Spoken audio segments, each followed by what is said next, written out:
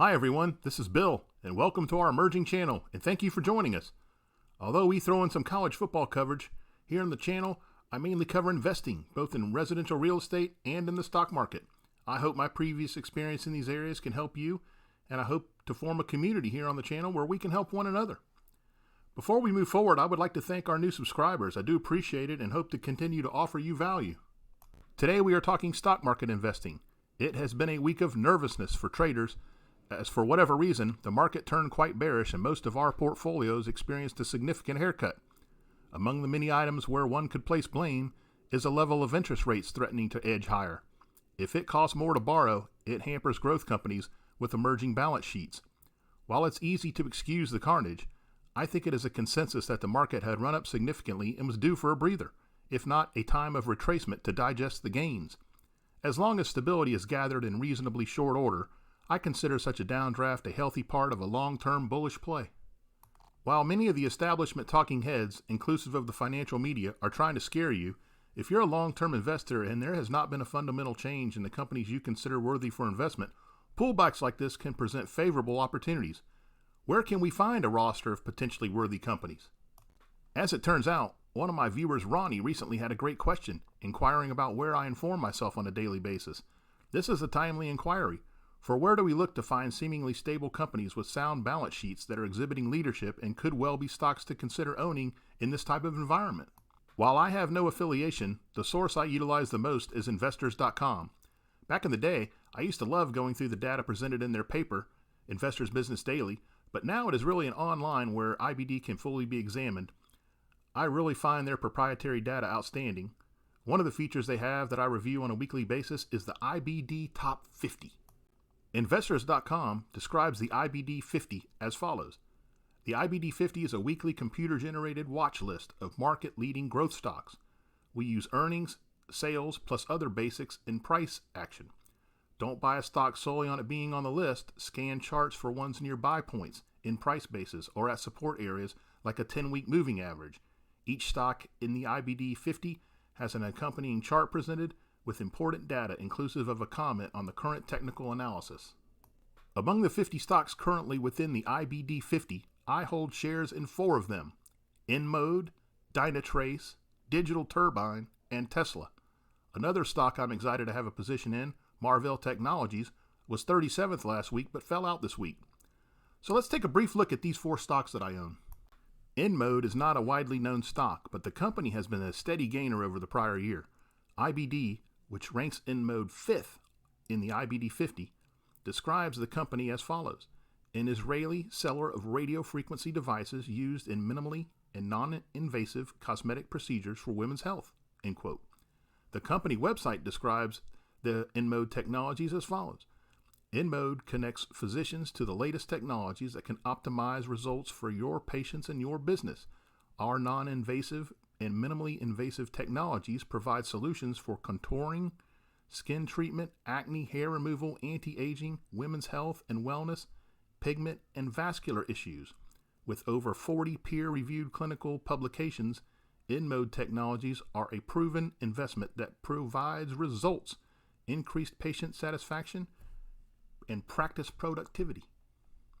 With a composite rating of 98 and steadily increasing sales, INMD could well have plenty of room to run, and I will remain along for the ride. Next up is Dynatrace. I previously did a video on Dynatrace, which I will link to below in the description. Investors Business Daily, which ranks Dynatrace 34th in the IBD 50, describes Dynatrace as a company that, quote, develops software intelligence platforms to allow customers to modernize and automate IT operations, end quote.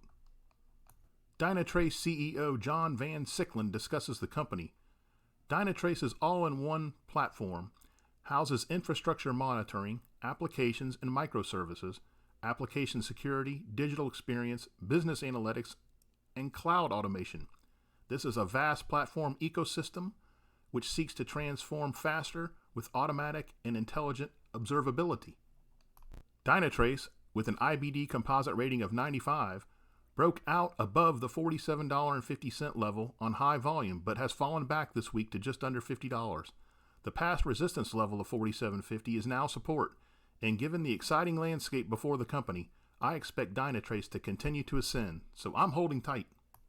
Next up is Digital Turbine, which trades under the symbol APPS, which is a stock that has really been flying under the radar. I have been fortunate to have been holding the stock for over a year, and it is my top performing stock. Apps was under $5 a year ago, but closed Friday at $82.57, parked right on the 20-day moving average. IBD, which ranks apps 26 in the IBD 50, gives Digital Turbine a 99 composite rating, noting the company, quote, develops mobile software that enables mobile content distribution and transactions, end quote. It would appear the future is very bright for Digital Turbine, and while past performance is not indicative of future outcomes, at this point the stock may well be among the strongest out there. This is still a small company with a vast opportunity for growth, so I got diamond hands on this one. The final IBD 50 stock I own is Tesla, which is ranked 29th. Most investors are quite familiar with Tesla, but IBD notes the company, quote, manufactures high-performance fully electric vehicles and advanced electric vehicle powertrain components, end quote. In my opinion, there is so much more to what Tesla is doing, and I feel the car itself is a vehicle, pun intended, to platform many other innovations, which would seemingly include disruptive energy.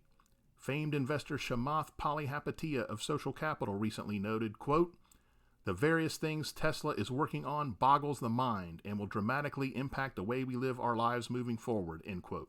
Hey folks, Elon Musk wants to build a machine that builds the machine. After a historically huge run-up, Tesla has cooled off in recent weeks, breaking some levels of support on Friday, closing at about $6.75 a share. In fact, IBD recommends taking profits in the company. I don't own a large position in Tesla, but I will without question hold what I do have. In fact, if there is further price depreciation, I will be looking to add via dollar cost averaging.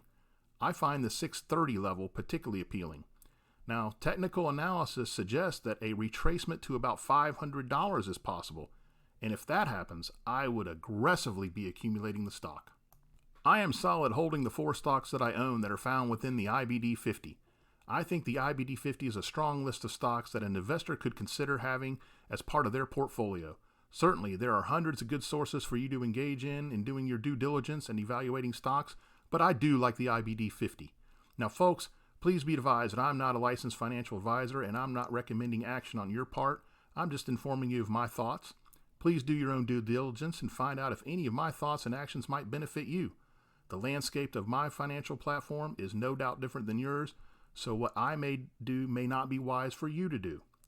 Okay, folks, well, as we conclude, please help us out by liking our video and subscribing to our page. We hope you enjoyed this presentation, and we thank you so much for watching, and we'll see you next time.